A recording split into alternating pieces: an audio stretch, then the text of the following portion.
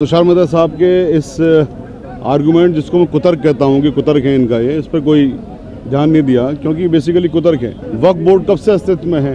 जब आप वक्फ एक्ट की पास करना चाह रहे हो अमेंडमेंट, उसके आसपास ही तमाम तरह के नोटिस आए और उन कंसर्न वक्फ बोर्ड ने कह भी दिया कि साहब ये नोटिस हमने नहीं जारी किए हैं, ये गलत तरीके से जारी हो गए। उसके बाद आपको मटेरियल भी नहीं है कि आप ऑनरेबल कोर्ट के अंदर रख दो। कल तो ये बात कह के भागे थे ना, जब ऑनरेबल सुप्रीम कोर्ट ने कहा कि मिस्टर देने जा रहे हैं कि साहब कल तक का वक्त दे दो, मटेरियल लेके आ रहे हैं, आज करें 1 हफ्ते का टाइम दे दो। तो बेसिकली ये हियरिंग को टालने की इनकी चाल थी। प्रिलिमिनरी स्टे होना किसी भी सेंट्रल लेजिस्लेशन का ये इतिहास में पहली बार हुआ है और इसीलिए मैं इसको एक विक्ट्री कहता हूँ, ऐतिहासिक दिन मैं आज कह रहा हूँ। हाथ कंगन को आरसी किया, पढ़े लिखे को फारसी किया। ऑनरेबल सुप्रीम कोर्ट ने ऑर्डर सबके सामने पढ़ के सुनाया है, सबके सामने पढ़ के बताया है। ओपन कोर्ट में ऑर्डर डिक्टेट किया है और उससे पहले जो बहस हुई है वो भी सबके सामने है। उस बहस में ये हुआ है कि ऑनरेबल सुप्रीम कोर्ट ने कहा कि हमने कल जो यहाँ पर एक व्यवस्था दी थी, ऑर्डर हम पास करने जा रहे थे, हम वो ऑर्डर पास करने जा रहे हैं। उस पर गवर्नमेंट ने कहा जी हमें 1 हफ्ते का टाइम दे दीजिए, हम डॉक्यूमेंट प्लेस करना चाहते हैं। By user, registered waqf, unregistered waqf, declared waqf, established waqf, हर तरह का वक्फ उसके अंदर शामिल है, उस ऑर्डर में शामिल है, जिसके साथ कोई छेड़छाड़ नहीं कर सकते।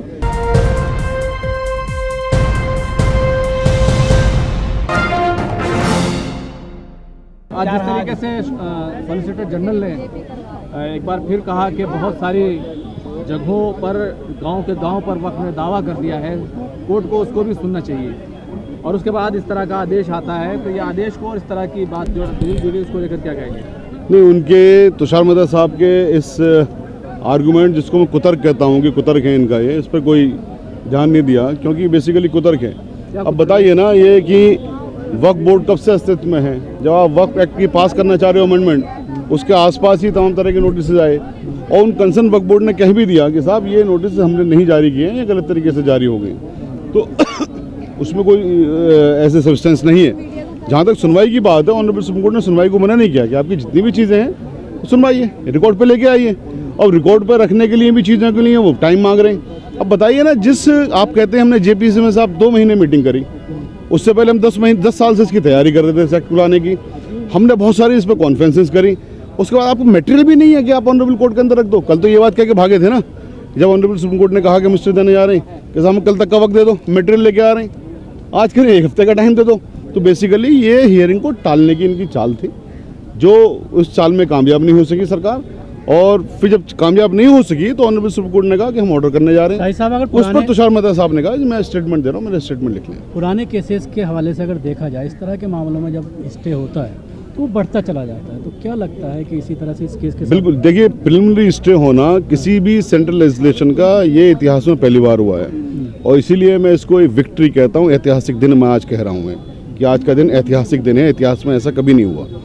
और जब किसी सेंट्रल लेजिस्लेशन को prime facie honourable supreme court ये कह दे कि साहब ये गलत तरीके से बना हुआ और हम इसमें इस तरह का स्टे देने जा रहे हैं, और उस पर सुप्रीम कोर्ट, इस पर सेंट्रल गवर्नमेंट ये कह दे साहब हमारा स्टेटमेंट लिख लीजिए, ठीक है, हम ये चीज़ नहीं करेंगे, तो यानी कि जो कोर्ट जो स्टे देने जा रही थी वो तो आपने कोर्ट की मान ली ना बात, तो एक तरह से फाइनली हो गया। तो ये जो ऑर्डर है फाइनली रहेगा जब तक इसकी समाप्त पूरी तरह से ना हो जाती, और जब समाप्त पूरी होगी तो इंशाल्लाह पूरे का पूरा खत्म हो जाएगा। हिंदू सेना के वकील, जो दूसरे संगठनों के वकील हैं, वो ये कह रहे हैं कि कोई स्टे नहीं हुआ है, बल्कि गवर्नमेंट ने एक अश्योरेंस दिया है, वो भी रजिस्टर्ड यूजर्स को लेकर, बाकी तमाम चीज़ों पर जो कार्रवाई है वो एक्ट जो है वो काम करेगा। सर, ये कुतर्क करने वालों का क्या जवाब दें?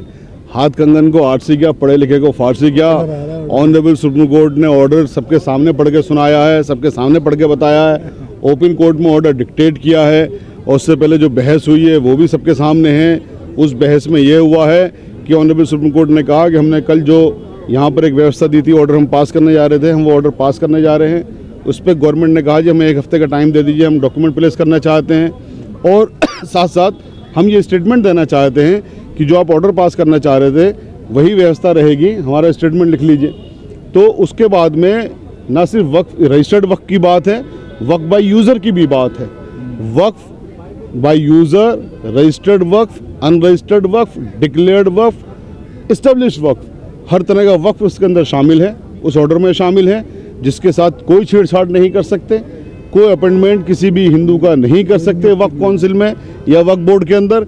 और इससे ज़्यादा साफ क्या होगा, फिर भी अगर ये लोग कहते हैं कि साहब कोई स्टे नहीं है, कोई इस तरह की चीज़ नहीं है, एश्योरेंस है, तो मेरे ख्याल है ये चाहते हैं शायद ये हिंदू सेना के लोग कि ऑनरेबल प्राइम मिनिस्टर साहब या ऑनरेबल होम मिनिस्टर साहब जेल में जाएं, क्योंकि वो ऑनरेबल सुप्रीम कोर्ट के ऑर्डर का अगर कंटेम्प्ट हो गया तो फिर भारत की सरकार जेल में जाएगी और हमारी जुडिशरी इतनी ताकतवर है कि ऐसा कर सके। ये चाल नहीं चली है सरकार ने कि इस स्टे कोर्ट की तरफ से आने के बजाय खुद ही एश्योरेंस दे दिया उन्होंने? नहीं, चाल नहीं चली है, डरे हुए हैं ये चाल नहीं है, डरे हुए हैं, ये डर है, ये उनका एक और तीसरा ये डर है उनका। डीएम वाला कि डीएम को जो पावर्स दी गई हैं उस पर भी स्टे हुआ।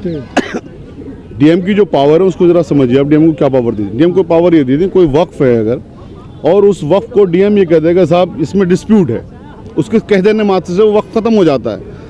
ऑनरेबल सुप्रीम कोर्ट ने उसको स्टे किया है कि साहब किसी भी तरह के वक्त में छेड़छाड़ ही नहीं कर सकते, तो वो डीएम की पावर अपने आप खत्म हो गई।